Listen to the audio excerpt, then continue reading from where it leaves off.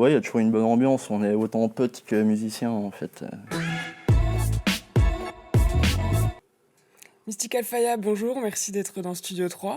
Bonjour. Bonjour. Alors Mystical Faya, c'est du reggae, mais pas que. Quelles sont vos influences?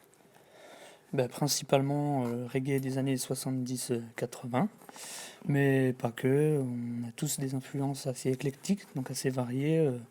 La soul, le rock'n'roll, un peu de tout en fait.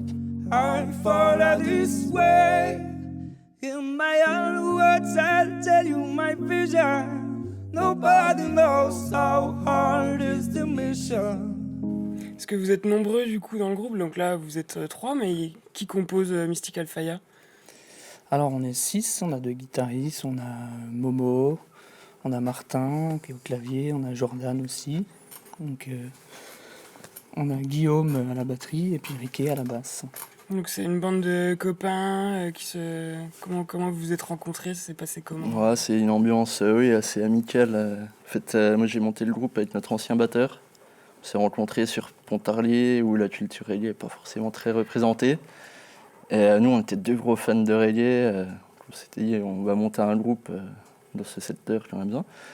Et du coup, on a cherché des musiciens petit à petit. Il y a Jordan qui est arrivé à la guitare. Il y avait Nico, notre ancien clavier, qui est parti aussi depuis. Et là, il y a quelques années, donc on a repris Troll à la batterie, et Martin au clavier, qu'on a vu tout à l'heure sur le morceau. Ouais, il y a toujours une bonne ambiance. On est autant potes que musiciens en fait. I need to chant life and see it with my own eyes. And I've got so much reasons to carry on, yeah. Donc avant, si j'ai bien compris, vous étiez plus dans la dub, reggae dub. Ouais. Vous avez changé un petit peu de direction. Est-ce que vous pouvez nous expliquer pourquoi? Parce que c'était dur de trouver un chanteur en fait. C'est ça le... Bah ouais, en fait, nous on aimait le reggae à l'ancienne, donc du coup avec des vrais chants mélodiques et tout. Et il n'y avait pas de chanteur qui nous correspondait vraiment dans Parce que notre du coup, entourage. Loïc, c'est pas trop ton truc, toi, le reggae dub.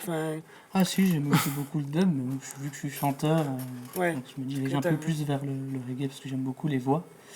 Mais oui, le dub aussi, ça m'intéresse, j'en écoute à la maison assez fréquemment.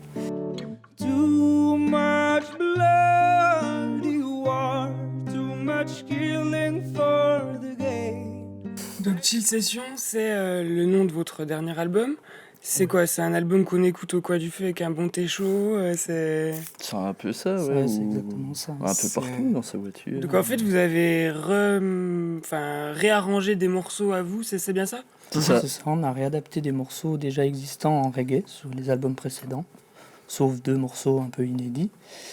Et le but, c'était de réadapter plus dans une ambiance intimiste, comme vous dites, au coin du feu, assez posée.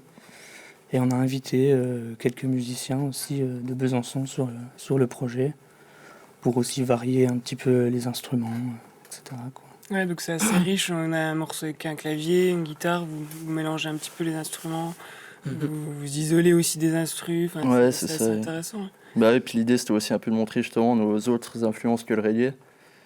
Et du coup c'est pour ça que c'est assez éclectique, pareil. Tous les morceaux se ressemblent pas forcément sur les chill sessions, mais ça reste quand même toutes nos influences à nous personnelles en fait qui ressortent à travers ce projet-là aussi.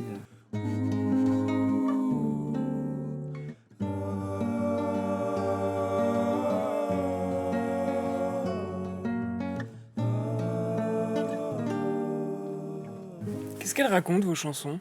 Pour les gens qui parlent pas très bien anglais. C'est assez varié. Donc, on a des morceaux un peu plus militants qui vont parler de notre indignation face aux dérives du système, nos désaccords avec le système. Ça peut aussi parler d'amour, d'émotions particulières, de destinée, etc. quoi.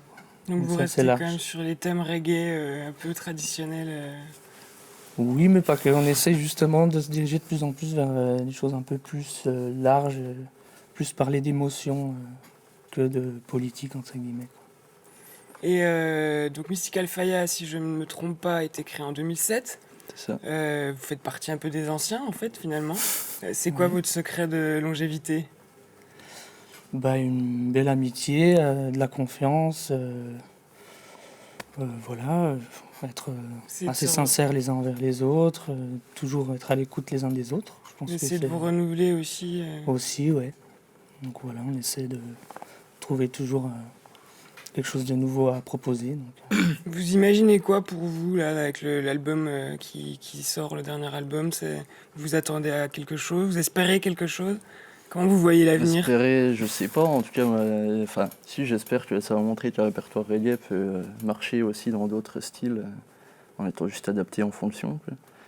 Et que même si le reggae est un peu à part, un milieu un peu underground, il peut aussi s'adapter à des médias plus grand public. Et Ouais, se moderniser. que même si nous, on est quand même des passionnés de reggae, on a aussi d'autres influences et qu'on a aussi envie de les retransmettre. Merci Ok. beaucoup d'avoir Voilà. répondu à mes questions. merci à vous. J'espère qu'il plaira. Ouais. Merci. Living in sin, dealing with vanity, and not to lose control all along the way. Well, we all